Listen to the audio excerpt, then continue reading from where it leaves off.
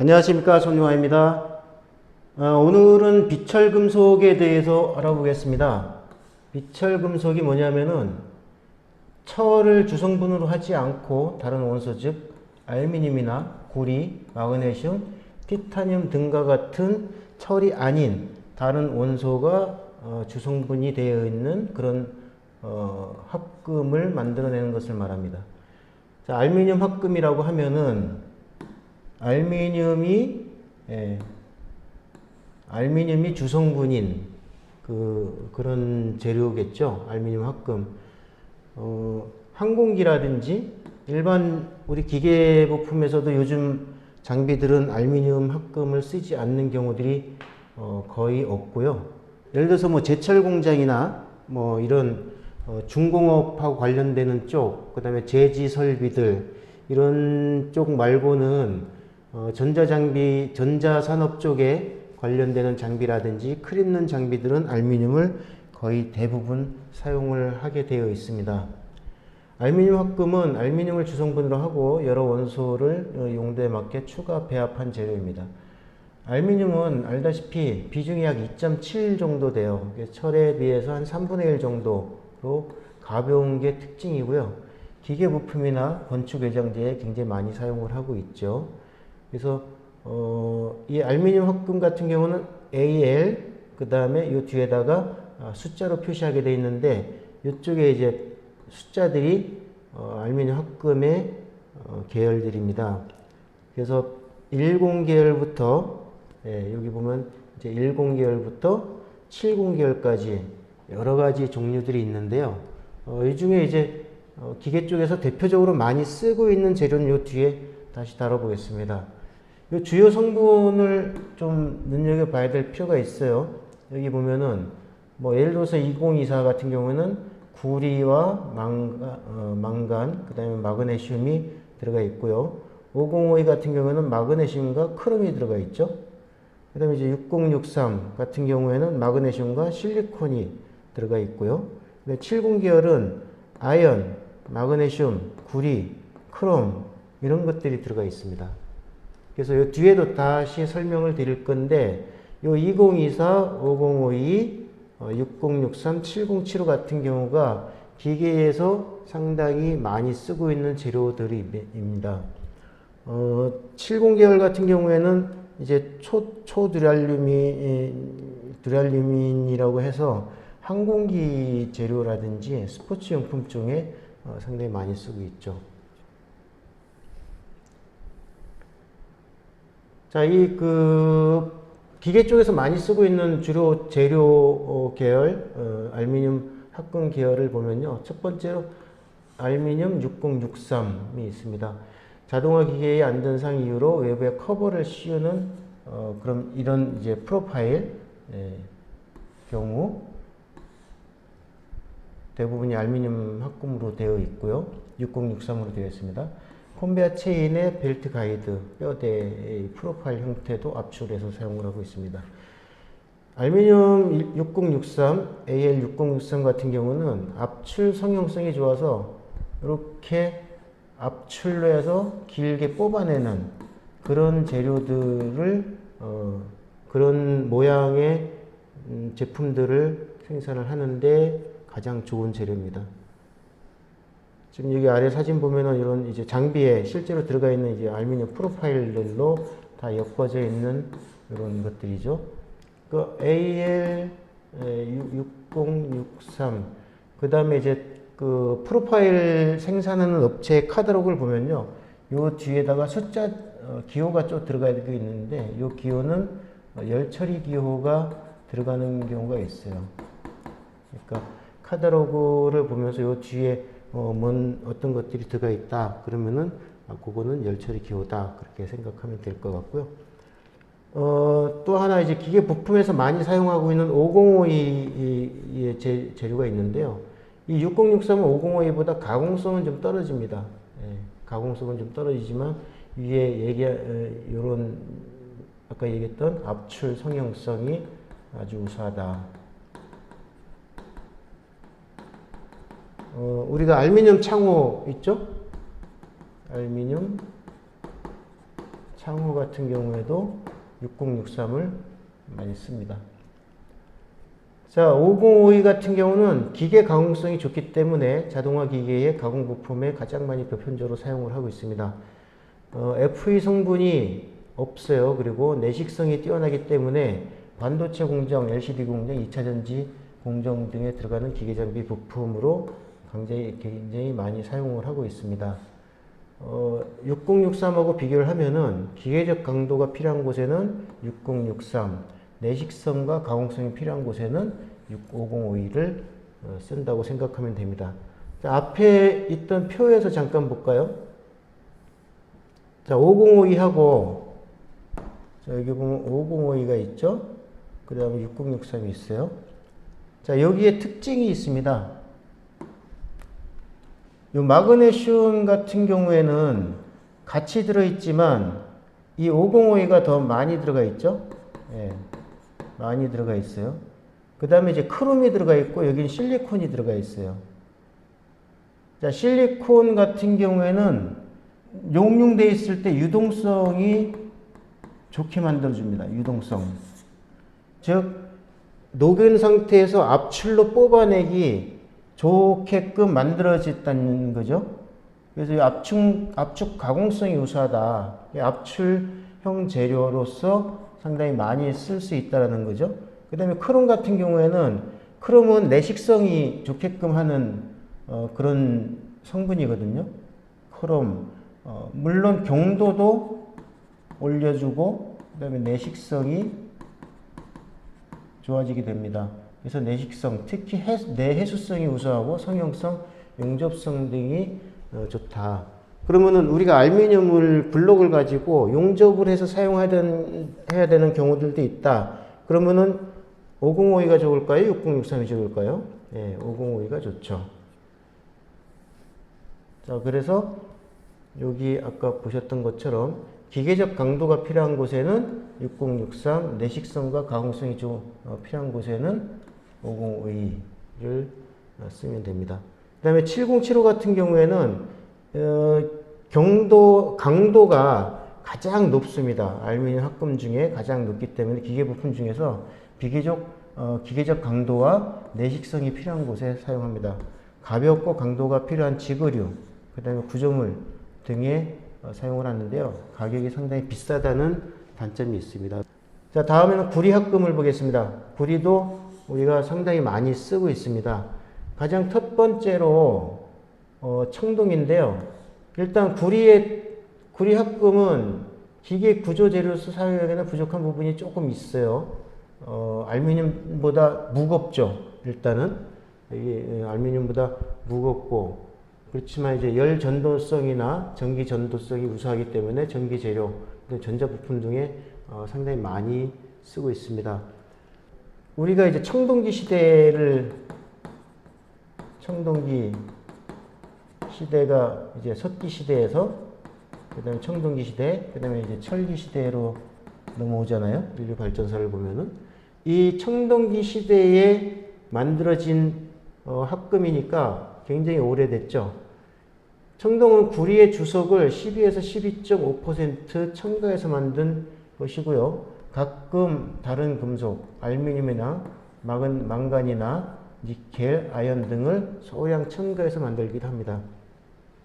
요즘에는 이제 청동을 가지고 기계 부품으로 사용하는 경우는 거의 없고요. 예술작품 등이나 조각상 등을 만드는 곳에 주로 사용을 합니다.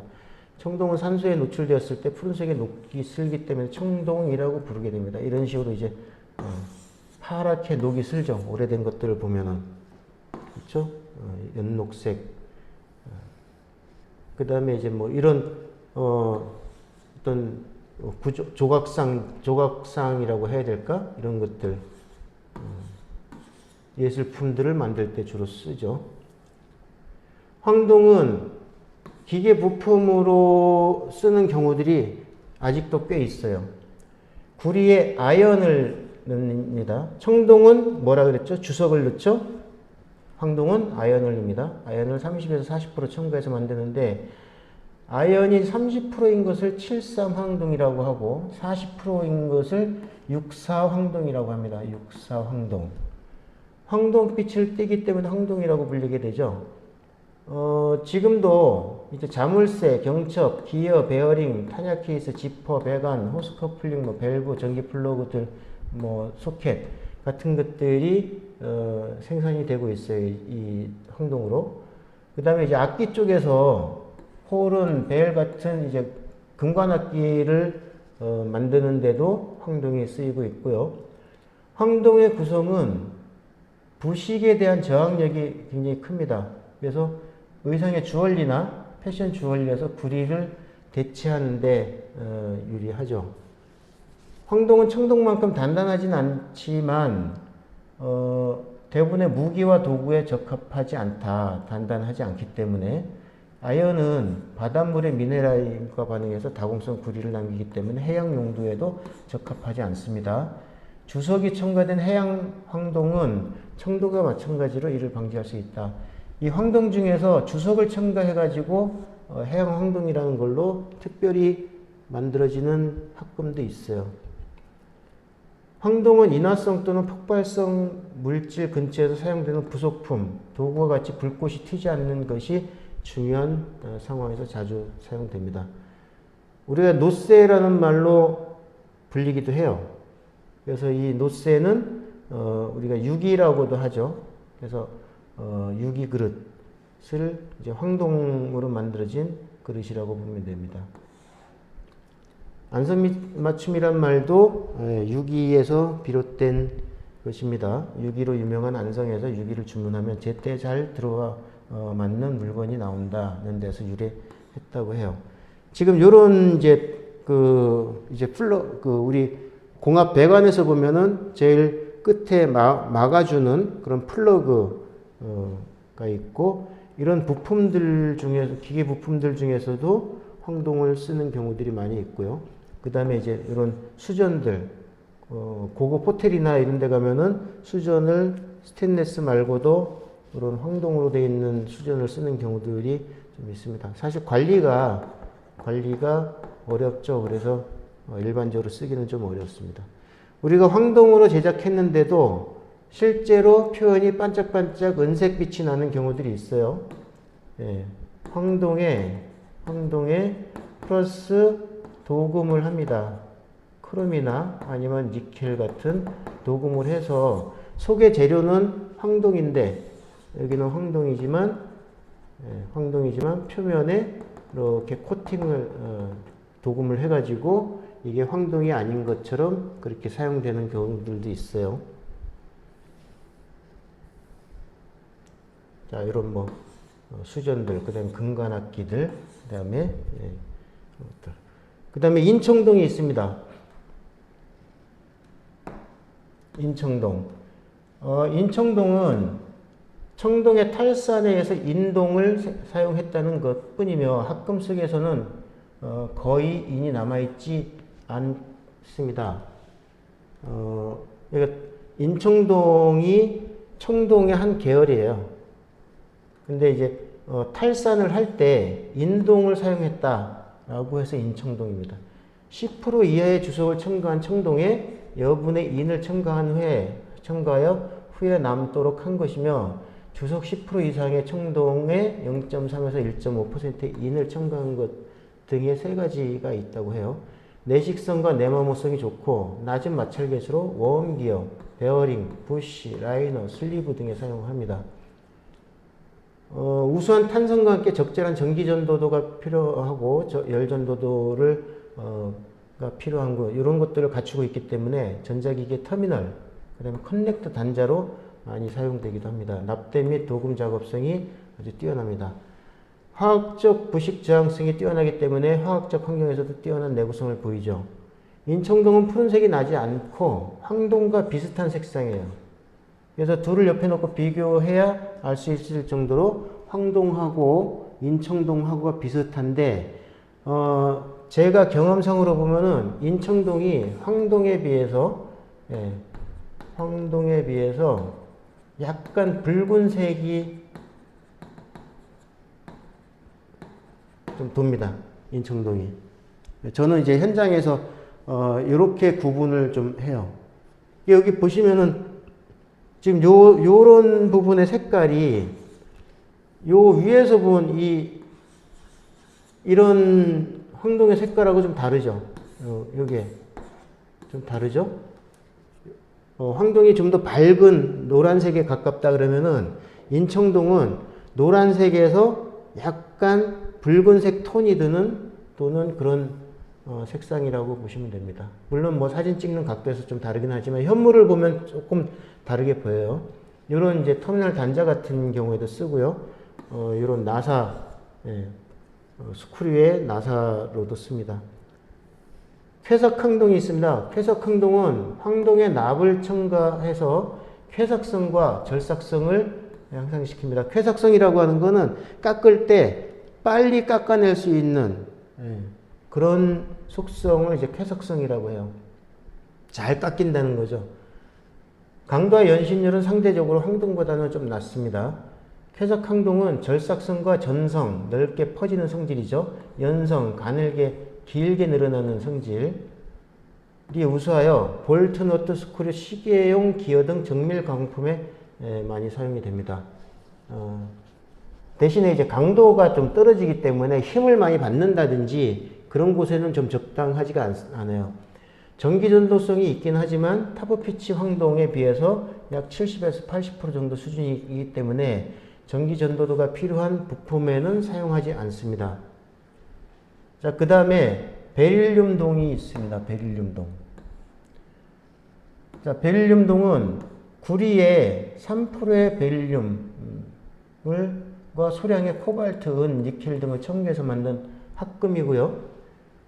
구리의 전도성과 강철에 버금가는 고강도 특성을 가지고 있어요. 그래서 동합금 중에 구리 합금 중에 가장 강한 재료입니다. 강한 재료. 특히 전기 전도율이 좋으면서 스프링성이 우수하고 고온에서도 높은 능력, 이완 저항성을 유지하기 때문에 자동차 엔진룸 내의 각종 전기 릴레이 스프링 가동편에 쓰인다. 또한 전기 전도성과 내모성이 동시에 필요한 PCB 검사용 프로보 핀의 주재료이기도 합니다. 하지만 이거 중요합니다. 자, 하지만 가공 시 발생하는 미세 분지나 흉이 인체에 매우 유해하여 환경 규제 대상이 되고 있습니다. 그래서 최근에는 직접적인 절삭 가공하는 부품에는 사용을 줄이고 있는 추세고 규제를 받습니다. 이 베릴륨은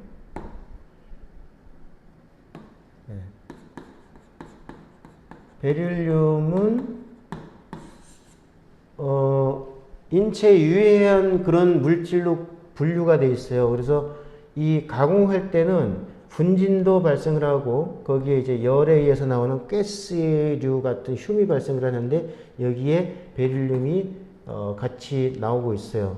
그래서 이런 물질이 나오는 가공 공정은 규제 대상입니다. 그래서 요즘에는 이 베릴륨동을 절삭 가공을 하는 회사들이 거의 없어지고 있어요. 그래서 기계 부품에는 많이 사용을 못하는 상황이 되고 있습니다. 자, 재료기호 C17510, C17510은 경도가 HRC 16에서 20 정도로 비교적 낮고 전도성이 강조될 때 사용이 되고요. C1720, 요 재료는 특이하게 2차 열 처리하면은 경도가 HRC 35에서 40까지 올라갑니다. 그래서 높은 강도의 내모성이 필요한 부품에 주로 사용이 되고요. 근론종, 아까 얘기했던 동합금 중에서 가장 강한 합금이 베릴륨 등이다. HRC 35에서 40이라 그러면은 이게 SM45C에 버금가는 그런 경도가 나오는 겁니다. 상당히 강하죠. SM45C 정도 등급이라 그러면 굉장히 강합니다. 자, 다음에 티타늄 합금입니다. 티타늄 합금. 금속 티탄의 뛰어난 기적 성질이나 내식성을 더욱 개량하기 위해서 각종 원소를 첨가해서 만들죠. TI6AL4V 합금 같은 경우에는 6%의 알미늄, 4%의 바나듐을 하면 티탄 합금이며 균형 잡힌 기계적 성질을 가지고 있다. 이 외에 금속 조직에 의한 분류에서 알파형에는 Ti5Al 2.5SN, SN은 주석입니다. 알파 베타형에는 Ti8Mn 망간, Ti8AN 4Mn, Ti6Al-4V, 베타형에는 Ti 13V-13V 11크롬 3AL 등이 있죠. 뭐 굉장히 그 재료 기호 자체가 복잡합니다. 형상기억 합금이 이게 티타늄 합금이에요. 자, 형상기억 합금. 형상기억 합금이 얘가 티타늄 합금입니다. 상품명으로는 니티놀이라고 하는데요. TI 합금으로 TI 니켈 합금입니다. 니켈 49에서 51%가 함유가 되어 있고, TI와 NI, 니켈, 티타늄과 니켈이 원자비가 1대1로 섞여 있는 합금입니다. 티탄은 비중 4.5로 알루미늄이나 마그네슘보다는 무겁지만 철보다는 가볍죠. 거의 한 반은 좀 안 되고 한 60%, 철의 60% 정도 됩니다. 이 정도만 돼도 굉장히 가벼운 거죠. 그만큼 가볍고 녹과 열과 녹에 잘 견딥니다. 그래서 비행기, 자동차, 배, 화학기계 등에 많이 사용되지만 고가이기 때문에 대량으로 사용하지 않고 소량으로 꼭 필요한 곳에 국한적으로 특수한 목적으로 사용하는 경우가 많습니다.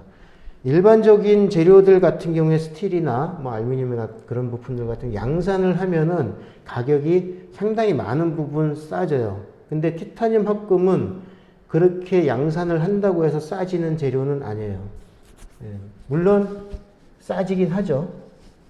그렇지만 재료 자체가 워낙 고가인 재료고 티타늄이 이 용융점이 굉장히 높죠.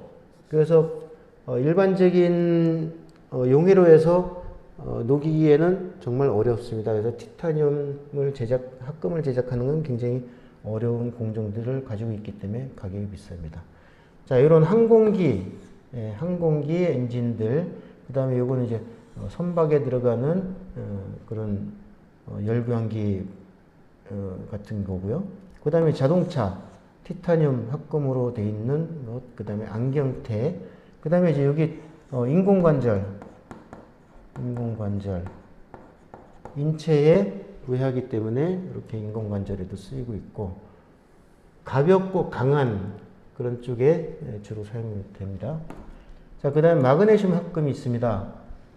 마그네슘은 앞에 보셨다시피 비중이 1.74 정도 됩니다. 알루미늄이 2.7, 마그네슘이 1.74, 티타늄이 4.5. 중요한 원소들의 이 비중은 알고 외우고 있는 것이 좋아요. 자, 마그네슘의 특징은 탄소광, 합금광, 스테인리스, 니켈 합금과 다른 어떤 구조형 금속 재료로 쓰이는 종류 중 가장 가볍습니다.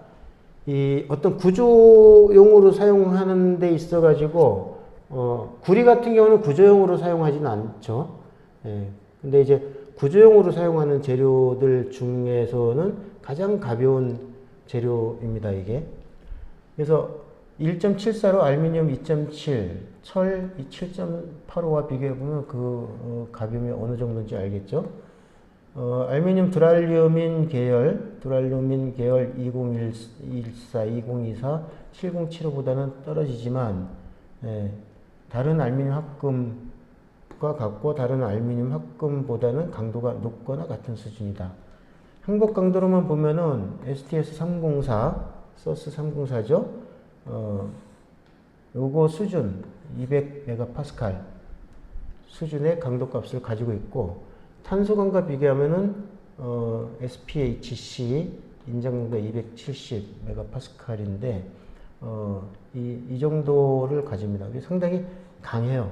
그래서 마그네슘 합금의 경량성과 그 다음에 가벼운 구조형 금속이라는 특징, 그 다음에 진동감쇠, 차폐성, 방열성 등이 우수하지만 내식성이 약해서 내식성을 향상시키려는 양극산화나 화상처리라서 표면에 피막을 만들어서 사용을 하고 있습니다. 이 마그네슘 합금으로 만든 요 자전거 프레임, 그 다음에 페달도 마그네슘 합금으로 만들고 있고요. 그 다음에 이제 보통 이제 자동차 휠이 알루미늄 합금으로 만들어진 휠들이 많은데 고가의 그런 휠 같은 경우는 마그네슘 합금 휠이 사용이 되기도 합니다. 그 다음에 이 마우스, 상당히 고가의 그런 마우스들도 이런 걸로 만들기도 하고 있습니다. 자, 초경합금. 금속의 탄화물 분말을 소송해서 만든 경도가 가장 높은 합금입니다. 자, 흔히 사용되는 탄화, 퉁스텐을 주체로 한 결합금속인 코발트와 소결합금으로 코발트의 중량 비중을 6% 정도로 하고 탄화 퉁스텐 입자들 사이에 코발트의 탄소와 퉁스텐이 녹은 것이 개지되어 있다. 초경합금은 녹여서 만들질 못합니다. 얘는 소결로만 만들 수가 있어요. 소결 방식으로만. 이런 툴에 대부분 사용을 하고 있습니다. 요 내용들은 읽어보시면 될 것 같고요. 일반 기계 부품 쪽에는 거의 사용을 하지 않아요. 근데 이제 예를 들어서 우리가 잘라주는 기계 부품들 중에서 전단을 해야 되는 경우, 그런 경우에는 전단 나이프, 이런 이제 전단 나이프가 있으면은 이런 것들은 일반적으로 뭐 SKD 11에다 열 처리를 해가지고 59에서 63의 어떤 열 처리 표면 공도 값을 가져오기도 하지만 초경합금으로 만듭니다. 이제 초경합금을 만들게 되면은 SKD 11으로 만드는 것보다 금액이 거의 한 뭐 비싸면은 4배, 5배 정도, 보통 2배 이상 무조건 가니까 상당히 비싸죠.